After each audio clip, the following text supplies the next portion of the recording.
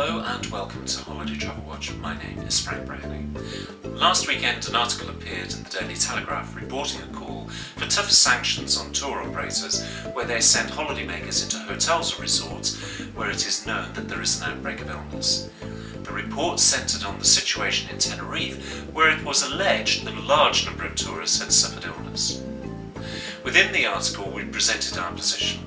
Something we have declared previously, that where an illness arises within a resort or hotel, and I also include ships and planes, that there should be a statutory duty for that tour company to report that instance of illness to the local health authority, and we suggest to the health authority of the member state in which the holidaymaker normally resides. In addition, where the tour company knowingly or recklessly sends a holidaymaker to such a location and that holidaymaker has no knowledge of the problem, or where the problem is denied and that holidaymaker then becomes ill, the company should also be subject to a statutory duty to prevent such an occurrence. Now, we consider that a statutory duty created for both scenarios would increase public health and safety, and that there should be subject to a criminal sanction in the event of failure by any company. Now, some may say that there is no precedent for the creation of a criminal offence against a tour company. That is not so. The package travel regulations have within its provisions several criminal offences for failures on brochures, information to consumers and so on. Why then, on such an important issue, do we not have the full protection of the law? Now, the report last weekend gave the impression that we had dealt with a large number of cases from Tenerife, but that was not the case.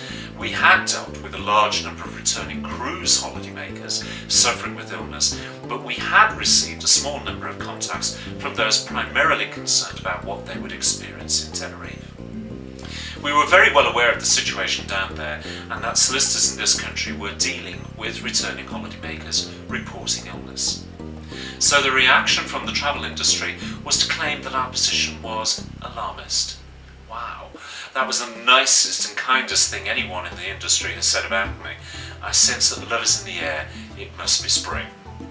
So were we being alarmist? Judge for yourselves. Since the article appeared, we have received a steady number of calls from concerned holidaymakers highlighting their experience and their anger as to what had happened to them. The picture is building day by day. I think it would be helpful to highlight one email we received which sets out the typical experience of holidaymakers. Now, we've removed the names of the tour company, hotel and resort because we believe that they only serve as a distraction to the experience of this particular holidaymaker.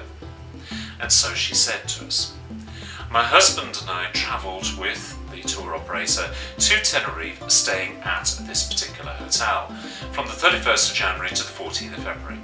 This is in this particular resort, close to another named hotel and also another named hotel. We had no idea that there was any problem in the area until my husband fell ill on Sunday the 7th of February. We got the doctor immediately who, amongst other things, advised us to sleep with the French doors open in an effort to prevent my catching it also, as the bug is so contagious. The hotel was exceedingly unhelpful. It took them a great deal of persuasion to get them to provide simple convalescence food, and it took 5 hours and 3 phone calls to get them to send up disinfectant. When it finally arrived, I was shown 2 bottles by a non-English speaking maid. One was fly spray. We told the tour company rep, who said that she was unaware of any such illness at our hotel, although she told us there was a problem at another hotel. We quickly discovered by talking to other guests that several others had been ill with the same gastric symptoms. Local cafe owners told us there had been a serious problem in the area since before Christmas. And during the remainder of our stay, we continued to meet guests who had either been down with it or whose partners had got it. Several of us complained to the holiday rep, who appeared powerless to do anything. Now, we had taken our own hand gel but still caught it. The hotel provided nothing. Apparently, regulations stipulate that while ships have to, hotels don't. On the coach back to the airport, the rep said that if any of us felt unwell, just say so and the coach would stop. So clearly they knew that there was a significant problem. We did stop near one town, as one woman had been sick. The rep asked if anyone had any water. This horrified us, as clearly they did not have any means or methods of clearing up the sick, let alone disinfecting the coach. This is quite irresponsible, particularly as they clearly knew there was a problem. We also met one guest who had been ill shortly after arriving, and we wondered whether this could have been caught on the plane with outgoing passengers using the same planes as returning ill passengers and no apparent disinfection taking place. We claimed on our travel insurance, but we were £50 out of pocket, that being the compulsory excess in our policy. We posted a review on a review website on our return, and this week noticed that there were many reviews on that hotel which mentioned the bug, so it is clearly very rife at that hotel. We also posted a review on the tour operator's website, but interestingly, that has not yet been posted. Indeed, there are no reviews of that hotel between December and March. I have emailed them to ask why my review has not appeared, but received the standard answer stating that I will receive a reply in 28 days. We have not bothered to complain to the tour operator, and I would ask viewers to note that we have advised this holidaymaker that she must write a letter of complaint to the tour operator. And she goes on, partly because we don't think it would be worth the effort, and partly because the extent of the problem is only now coming to light. However, we are happy to help with any campaign that will make travel companies take seriously their responsibility for the health and welfare of their passengers. Now, from Holiday Travel Watch's point of view, it's not just Tenerife that attracts attention. We have and continue to hear of other resorts in other countries, such as Egypt, Turkey and Spain. One concerned parent has just written to us, and he says, urgent, departing 5th of April 2010 to a named hotel. Serious health and hygiene problems reported on a website in the UK, claims for dysentery, salmonella, typhoid.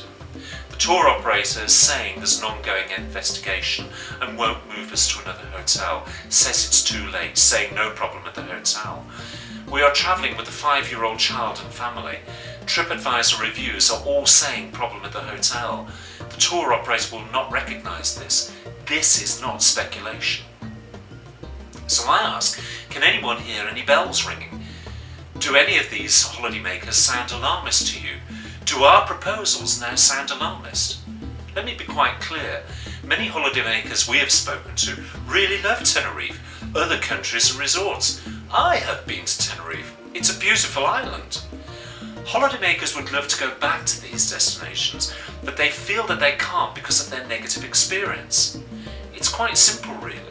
If you have a health problem in whatever country or resort, deal with it.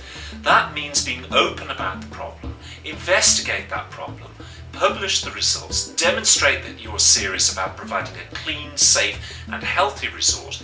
I would even suggest if it's not safe or there is a threat to health, don't send people there. After all, sustainable tourism is not just about planting more trees, it's about treating all the players in the holiday product fairly and with respect. So that principal consumer of that product will want to return again and again.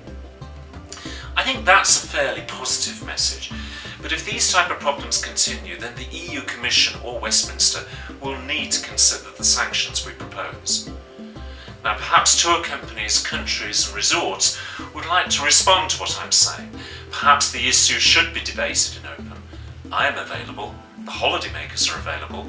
Surely this deserves a public debate for the sake of the consumer and the industry. And so until the next time, thank you for listening.